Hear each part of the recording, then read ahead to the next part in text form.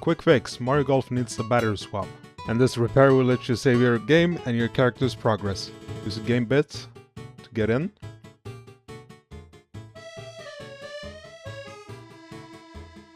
After that we have some nice Phillips screws that we need to remove. And here's the battery. Need to replace it with this nice yellow one. Add some flux to the job. Makes things easier.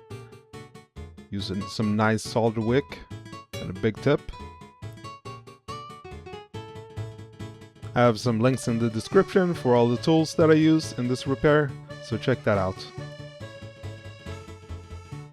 Put the battery in place and just solder it back up.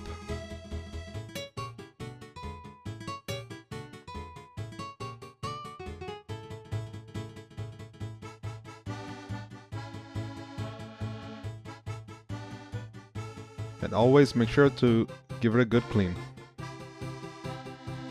There's the finished product. Close it up and let's give it a test.